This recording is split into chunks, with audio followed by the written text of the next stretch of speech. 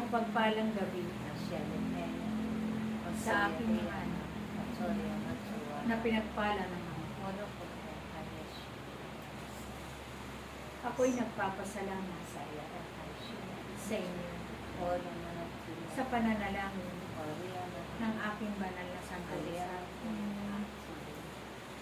Sa inyong pananalangin ng mga kaluluwa, ang mga kaluluwa na napipaakyat ninyo sa kaharian ng Ama.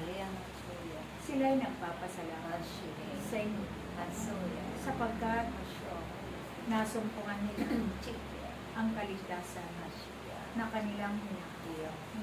Sapagkat nung nawalan sila ng buhay, ay hindi sila nakahingi ng kapatawaran sa Diyos.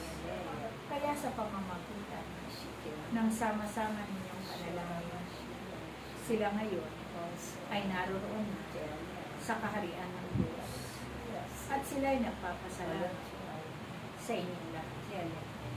Kaya kayo na narito na tinawag ng Diyos, naway hindi lang ang mga buhay ang inyong ipapanalangin, kundi mga kaluluwa na narito pa sa sanlibutan ito, sapagkat maraming nawalan ng buhay na hindi nakakaakyat doon sa kaharian ng Diyos. Kaya sila'y narito sa sanlibutan, sila'y patuloy na gumagala sapagkat hinahanap nila ang liwanag na kanilang masusumpungan sa kanilang kaligtasan. Kaya sa pamamagitan ng komunidad na ito, tunay na sila ay nakasumpong ng liwanag. Kaya naroon na sila nagpupuri at nagpapasalamat sa Diyos. Kaya kayo ay patuloy kong pinasalamat sapagkat sa pagdaralita ninyo ng aking banal na Santo Rosario, marami kayong mailigtas, hindi lang ang buhay, kundi pati sa mga patay. Kaya tandaan ninyo aking mga anak na kayo'y hinira sa kawan na ito upang kayo'y manalangin. Ipanalangin ninyo ang inyong kapwa upang sila rin ay makasumpong ng liwanag at kaligtasan. Kaya sa pagdaralita ng banal na Santo Rosario, ako'y katuwang ninyo, aking mga anak, sapagkat doon sa kaharian ng Ama, ako'y nagpapatira sa paanan ng Diyos upang manalangin ng aking banal na Santo Rosario para ang aking mga anak na kanilang hinihili sa kanilang mga buhay.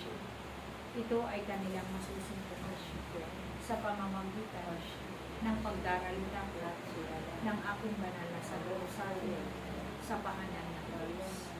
Kaya kayo na tinawag ng Ama, patuloy lang kayo sumunod sa kalooban ng Diyos at huwag kayong mapagod na maglingkod sa Kanya, sapagkat sa inyong paglilingkod ang inyong mga angkan ay patuloy ninyo na maililigtas, sapagkat nasasaad sa banal na kasulatan, isa man na maglingkod sa isang sambahayan hanggang sa ikasampung saling lahi ay kanyang pagpapalain at ililigtas. Kaya maglingkod kayo, maging tapat ang inyong pananampalataya sa Diyos at kailanman naway hindi matitina ang inyong pananampalataya. Sumunod kayo sa kalooban ng Diyos na may pag-ibig, na taglay ninyo ang pag-ibig, sapagkat ang Diyos ay nananahan sa inyong mga puso, nakatatak ang kanyang pangalan sa inyong mga puso, at siya'y nananahan sa inyong mga puso.